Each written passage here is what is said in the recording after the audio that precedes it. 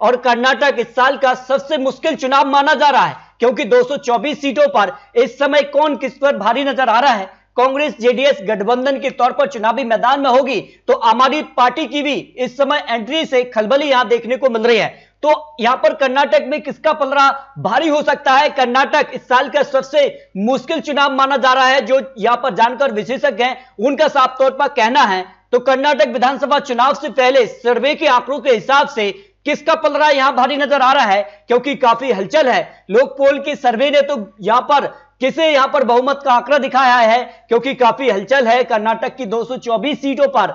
लेकिन अगर बात की जाए 2018 में जहां भारतीय जनता पार्टी ने यहां पर 104 सीटों पर जीत हासिल की थी, कांग्रेस को यहां पर 80 सीटें, जेडीएस को 37 सीटें और 1 सीट अन्य के पक्ष में गई थी। लेकिन इस बार आम आदमी पार्टी भी अब चुनावी मैदान में है और दावा कर रही कि कर्नाटक में वो सरकार बनाने के आंकड़े तक पहुंचेंगे। तो किसके दावे में कितना दम है, इसको लेकर कर्नाटक की 224 सीटों के आंकड़े हैं, 113 सीटों पर पूर्ण बहुमत सरकार आ जाती है।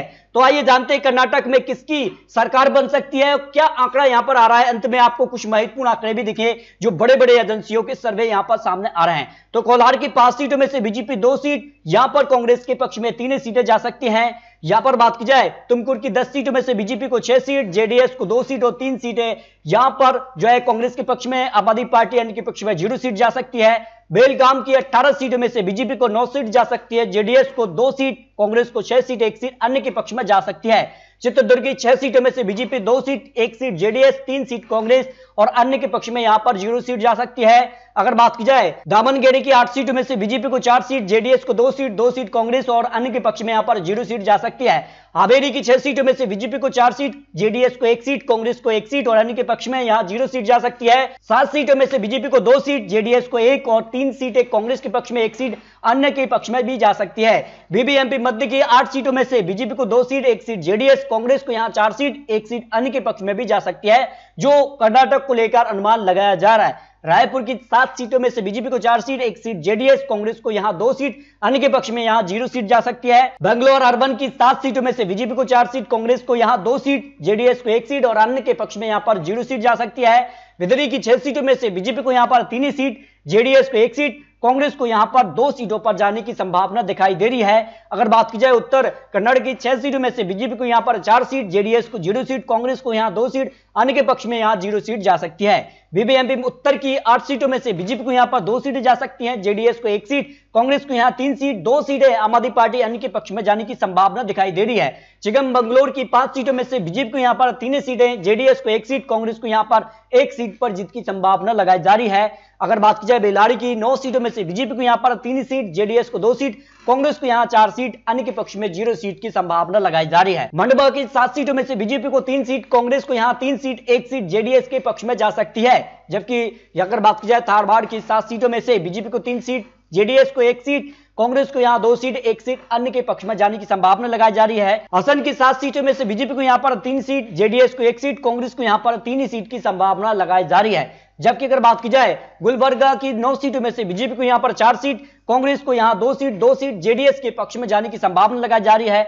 मैसूर की 10 सीटों में से बीजेपी को यहां पर 4 सीट, जेडीएस को 2 सीट, कांग्रेस को भी यहां पर 4 सीट, यानी बराबर की कड़ी टक्कर यहां देखने को मिल रही है। जबकि बीजापुर की 8 सीटों में से बीजेपी को यहां पर 4 सीट, जेडीएस को 1 सीट, कांग्रेस को यहां पर 3 सीट की संभावना यहां हो सकती है। अगर बात की जाए सुमांगा की 7 सीटों में से बीजेपी को यहां पर 5 सीट, जेडीएस को 0 सीट, कांग्रेस को यहां पर 2 सीट और आम आदमी पार्टी अन्य के पक्ष में 0 सीट जा सकती है।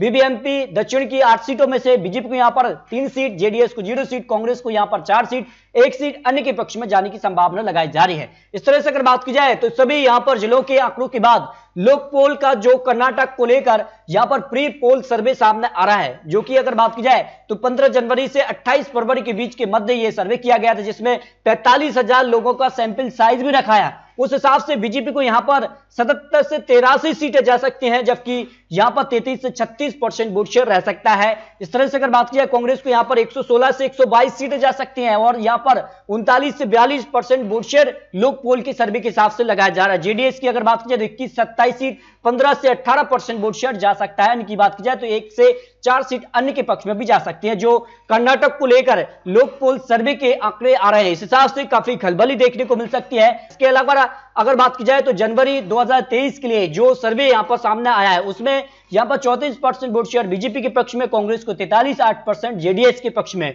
और इस हिसाब से अगर आंकड़ा लगाया जाए तो बीजेपी को यहां पर 91 सीटें जा सकती है, कांग्रेस को 101 सीट, जेडीएस को 29 और अन्य के पक्ष में 3 सीटें जा सकती हैं।